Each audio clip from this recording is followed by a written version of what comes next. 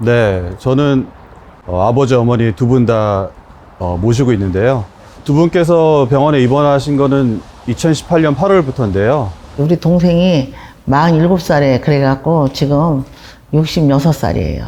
그러니까 오랜 세월을 병원 생활하고 있어요. 난 2018년 8월에 왔어요. 나도 오래됐어요. 2017년 9월 12일에 왔어요. 2023년 65세 이상 노인 인구가 전체 인구의 17.5%를 넘어선 대한민국. 2025년에는 전체 인구의 20%를 넘는 초고령 사회를 앞두고 있습니다. 고령화가 가속화될수록 요양의료 서비스, 특히 요양병원에서 요양 환자들을 돌보는 간병인들의 역할이 더욱 중요해지고 있습니다.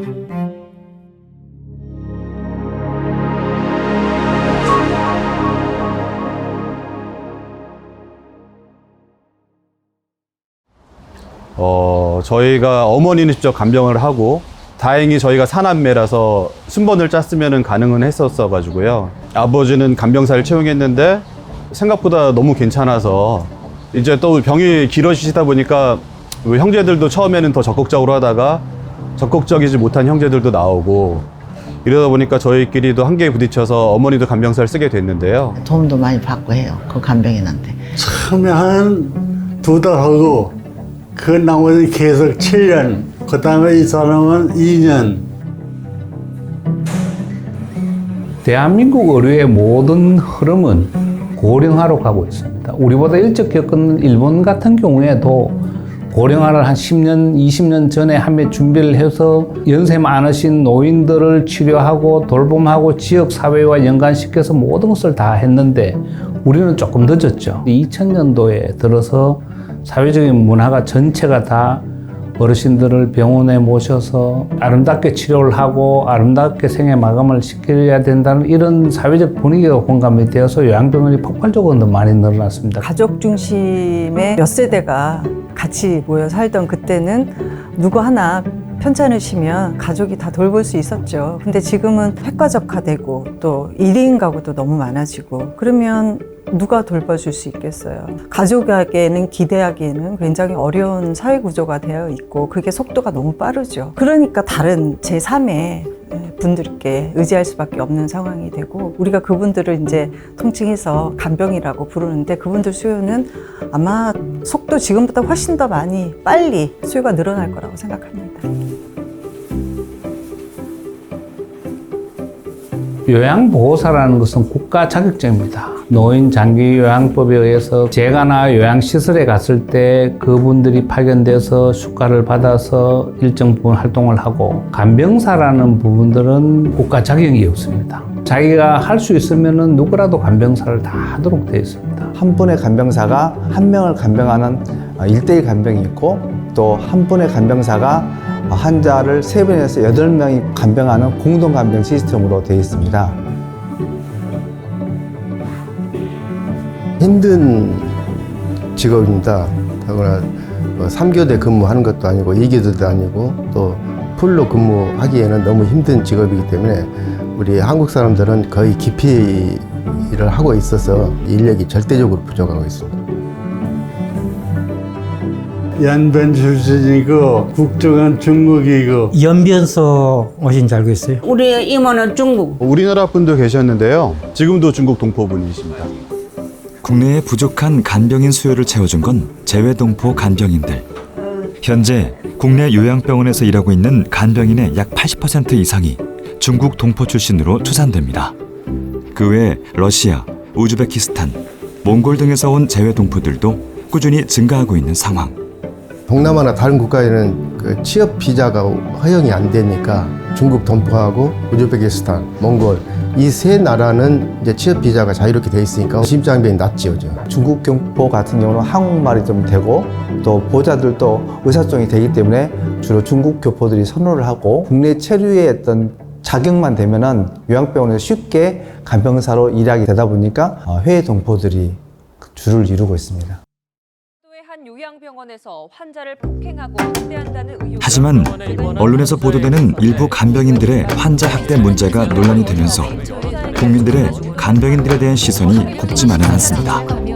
최근에 어느 요양원에서도 간병사가 환자 케어를 하다 뭐 주먹으로 폭행을 하는 경우도 있었고, 그 밤이나 그 야간에 잠을 안 잔다고 꼬집거나 때려서 몸에 보이지 않는 곳에 멍이 들었던 사건도 있었고요. 그리고 여자 환자인 경우에는 그 성희롱을 해가지고 그런 사건도 있었고, 치매 환자분들이 가끔 이제 심하면 욕설을 하거나 또 물건을 안 가져갔는데도 물건을 가져갔다고 우기거나, 그리고 밤에는 소리를 지르면서 잠을 안 자시는 경우가 종종 있기 때문에 간병사님도 이제 욱하고 이제 화를 참지 못하고 이제 말이 막 나가거나, 선망이나 이런 증상도 있고 환자 상태가 위중할 때도 있잖아요. 그러면 왜 이렇게 빨리 안 죽냐 이러면서 이제 폭언을 한 그런 충격적인 사건도 있었습니다. 다 제 부모님 같고 남일 같지 않아서 뉴스를 통해서 또 그런 일을 접하면은 정말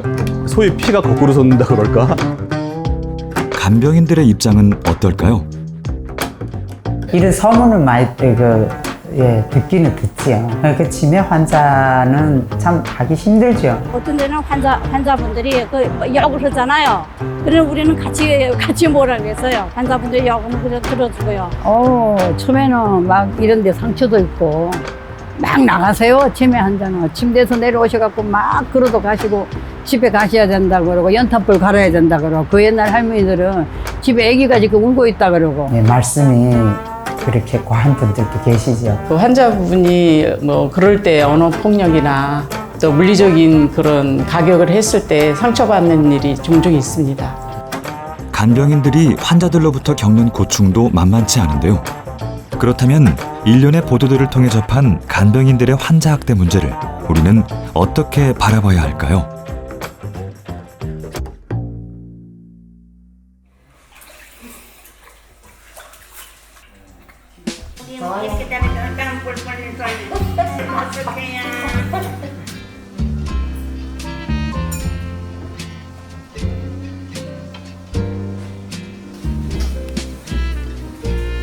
환자가 이동하실 때 휠체어도 밀어드리고 또 목욕도 시켜드리고 또 운동 가실 때 같이 산책도 하고, 씻는 거는 다 씻어줘요. 밥 먹을 때 그 반찬도 잘 도와주고 운동할 때 잘 인도해주고. 저도 간병 해보면서 지금 어머니가 뭘 원하시는지를 처음엔 몰랐거든요. 자식인데도 불구하고. 근데 간병사분들은 그걸 기가 막히게 잘 아시고 간병사들한테는 오히려 편하게 말씀을 하시는 것 같더라고요. 기저귀 제일 변경해드리고요. 화장실 모실 때 모시고. 우리가 모든 거 우리가 다 해주는 거죠. 씻어주고 수발하는 것도 그냥 거침없이 그냥 잘해주더라고요. 그게 너무 좋았어요. 어느 친자들도 그래 못했지. 그 요양병원에서 간병사분들의 역할은 일단 24시간 환자분들의 일상생활에 다 모든 면에서 관여를 하시고요. 환자 옆에서 24시간 붙어 있는 사람은 의사나 간호사가 아닙니다. 1차적으로 환자분들의 변화나 이런 것들을 제일 먼저 발견하시는 분들이기도 하고요. 환자의 어떤 상태를 빨리 파악을 해서 의료진에게 알려주는 그런 중간 매개를 하기 때문에 굉장히 중요한 역할입니다. 간병인들의 역할은 요양병원 환자나 의료진들에게 굉장히 중요하며 이들의 간병이 곧 양질의 요양의료 서비스를 결정한다고 이야기할 수 있습니다. 그럼에도 불구하고 현재 간병인 서비스가 겪고 있는 어려움도 분명 존재합니다. 문화하고 언어가 자체가 틀리기 때문에 한국말이 서툴러가지고요. 처음에 와서 언어가 좀 서툴러가지고 좀 힘들었고요. 처음에는 말을 잘 못 알아들었어요. 연변 말이 좀 빨고 좀 목소리 크잖아요. 제가 또 톤이 좀 높아요. 어떨 때는 얘기하면 막 자꾸 화낸다죠. 어르신이 날 보고. 처음엔 그런 오해를 좀 해서 어머니한테 좀 함부로 하는 게 아닌가 이런 오해를 한 적도 있었는데요. 내가 간병을 해보니까 간병사 일을 하겠어요. 환자하고 소통이 잘 안 되면 환자들이 화를 내고 그러면 간병사들이 진짜 어이가 없죠.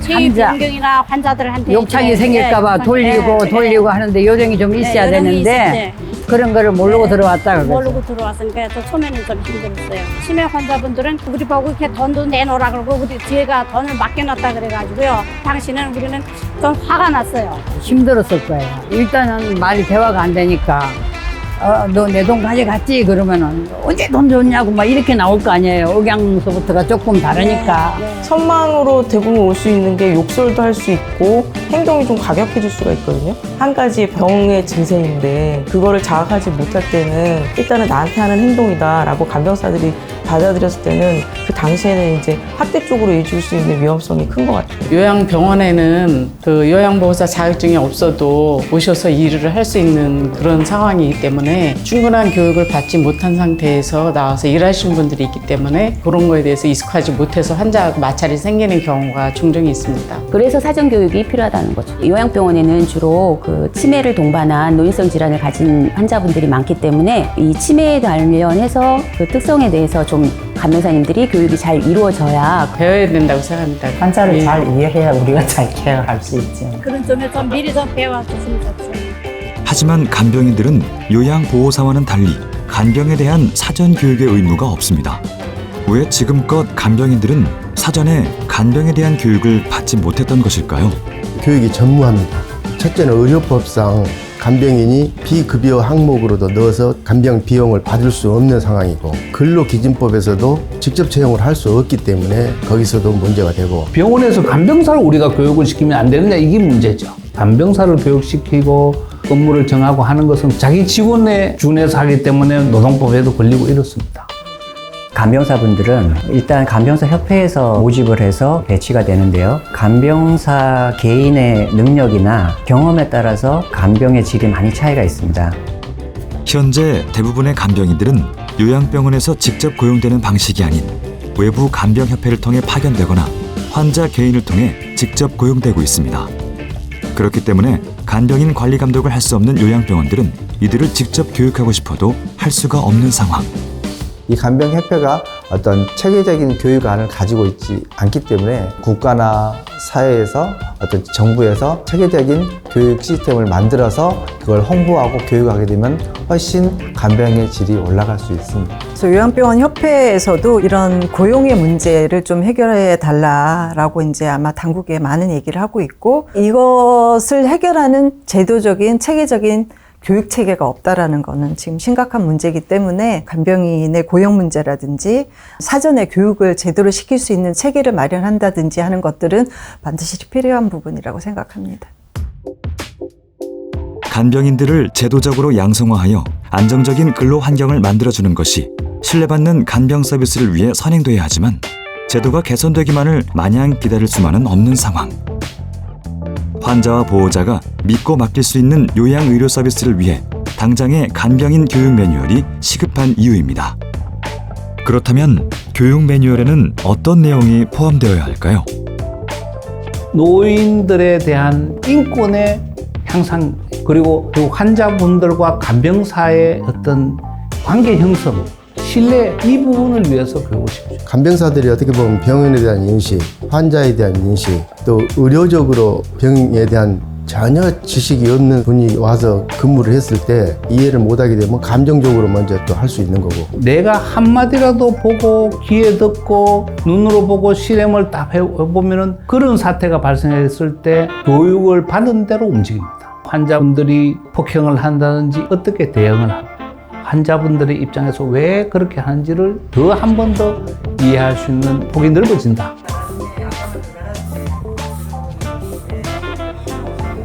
폭력이나 성희롱이나 그쪽에서 벗어나기 위해서 환기를 시키는 그런 마음이 중요한 것 같아요. 다른 쪽으로 환기를 시켜서 잠깐 자리를 뭐 다른 분한테 봐달라고 그러고 잠깐 벗어난다든지. 이 환자는 치매니까 환자의 의견을 무조건 존중해라. 거짓말이더라도 존중하고 치매는 영원한 치매가 아니거든요. 그거 잠깐이에요. 다시 할머니 이거는 이래요 하고 재반복을 해서 내 의사를 밝히면 환자분도 따라옵니다. 이해를 하시고. 환자분들이 다른 사람 손을 빌어서 이렇게 하고 있구나 그런 자괴감 같은 것도 많이 들으실 거 아니에요. 그럴 때 육체적인 케어도 저희가 해야 되겠지만 정신적으로라도 안정을 가지시게끔 어르신을 존경을 하면서 케어를 하는 게 정말 필요하다고 생각합니다. 교육을 받았으면 좋겠어요. 그런 거를. 기본적으로 이제 낙상 예방 교육이라든지 욕창이 생기지 않게 예방 교육 같은 거, 기저귀 교환할 때도 그 신체를 노출하게 되니까 프라이버시 이런 게 중요하잖아요. 그럴 때는 항상 커튼이랑 스크린을 설치해서 어르신들이 수치심을 느끼지 않도록 하는 것도 그런 중요한 교육도 필요하다고 봅니다. 환자가 식사를 할 때 사례가 걸리는 경우에는 그냥 단순 기침을 한다고 생각하지 말고 사례가 자주 걸리시는 경우는 추후에 폐렴으로 갈 수 있는 상황들이 발생되기 때문에 그런 경우에는 꼭 간호사실에 알려서 확인이 될 수 있도록 현장에서 있었던 그런 사례들을 통해서 교육 매뉴얼이 이루어지면 좋을 것 같습니다.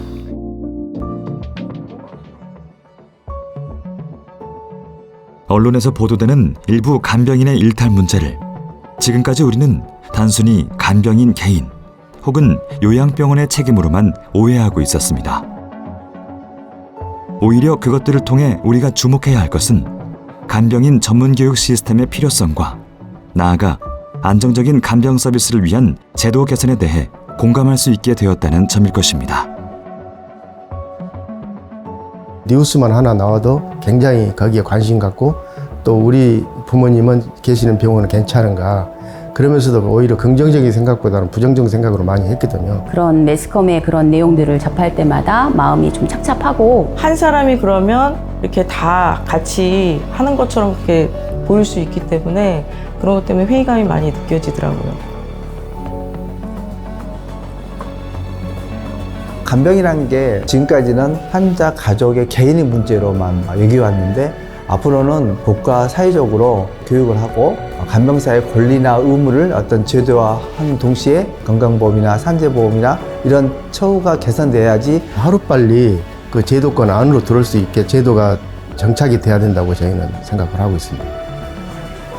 간병사 교육을 통해서 돌봄 서비스의 질이 향상되고 이런 체계적인 교육을 하게 되면은 가장 먼저 환자와 간병사 간의 어떤 신뢰감을 회복할 수 있습니다. 보호자분들의 신뢰 회복에도 큰 역할을 할 것으로 생각이 됩니다. 안심하고 우리 가족을 맡길 수 있겠다. 간병인이 얼마나 일을 힘들게 하는지에 대한 것도 거꾸로 가족분과 의료인들이 공감해주고 서로 이렇게 이해하고 공감하는 것으로부터 시작을 한다면 제도화를 시키는 우리 당국의 입장에서도 우리 국가에서는 무엇을 해줘야 되겠구나라는 것을 생각하는 계기가 되는 게 이 교육의 출발이 아닐까 저는 생각을 하고 병환이 길어지다 보니까 사실 지금 믿고 의지할 수 있는 분이 저희 오히려 형제보다도 간병사라고 할 수 있습니다. 진짜 보호자 입장에서는 사실 모든 걸 믿고 맡긴다고 해도 과언이 아니거든요. 요양병원에 제일 환자분들한테 제일 잘하는 것이 간병사입니다. 환자분들 다 시켜드리고 모든 것을 다 해드리고 그분의 눈짓, 손짓 하나만으로도 다 이해할 수 있는 분들이 간병사거든요. 마지막까지 옆에서 케어하고 이 생에서 저 생으로 가는 그 순간의 마지막을 옆에서 간병사들이 다 하는데 이분들이 굉장히 자부심을 갖도록 어떤 조치가 돼야 되고 길을 열어줘야 됩니다. 간병인들이 자부심을 가지고 안정적인 근로 환경에서 양질의 간병 서비스를 할 수 있도록 돕는 미래. 그것이 초고령 사회를 앞둔 대한민국이 열어야 할 간병의 시대일 것입니다.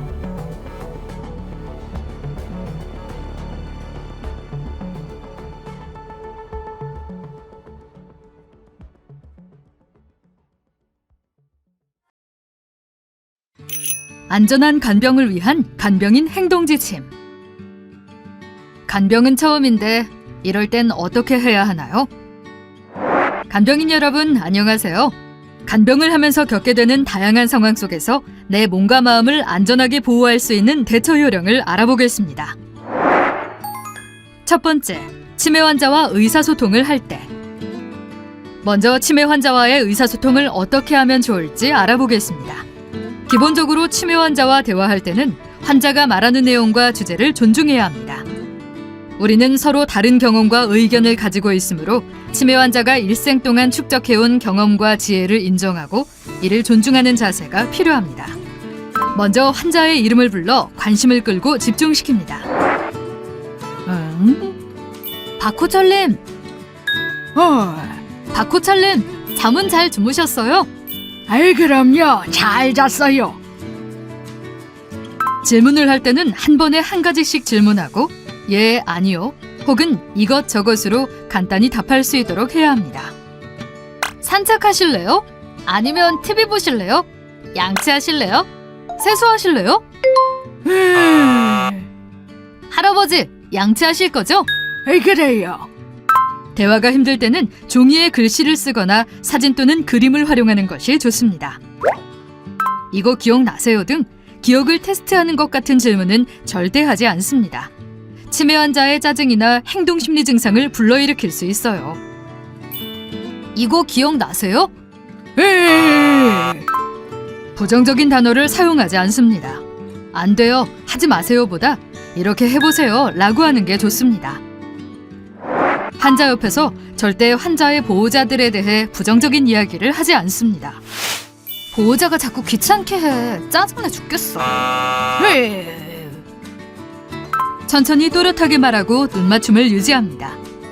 또 환자의 말을 잘 듣고 있다는 것을 계속 표현해줍니다. 그러셨구나.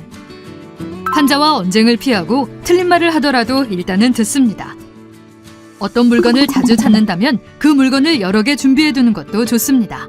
내 옷이 없어졌어. 할머니, 제가 한번 찾아볼게요.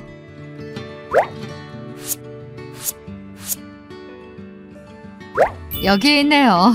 이제 옷 갈아입으실까요? 치매 환자에게 지시할 때는 짧게 단계적으로 해야 합니다. 예를 들어 세수할 때는 수도꼭지를 돌려보세요 한 다음 손 씻으세요 하고 나누어 말할 수 있습니다. 수도꼭지를 먼저 돌려볼까요? 그 다음에 손을 씻어볼까요? 환자가 인지를 잘 하지 못한다면 시각적 힌트를 주는 것이 좋습니다. 예를 들어 환자가 양치질을 해야 할 때 칫솔을 가리키거나 칫솔질하는 신용을 합니다. 두 번째, 환자가 성희롱 및 성추행을 하려고 할 때. 환자가 성추행이나 성희롱을 하려고 할 때는 어떻게 대응해야 할지 알아보겠습니다. 우선 단호하게 거부 의사를 표현하고 지금 행동이 성추행, 성희롱이라는 사실을 알리며 행동 중단을 요청합니다. 환자분, 이런 행동은 성추행입니다. 계속 이러시면 간병을 할 수 없습니다. 그래도 계속되면 주변에 도움을 요청하고 안전한 곳으로 이동합니다. 선생님, 저 좀 도와주세요. 직접 해결하려고 하지 말고 반드시 병원 관계자에게 보고합니다. 환자분이 저를 성추행하려고 했어요.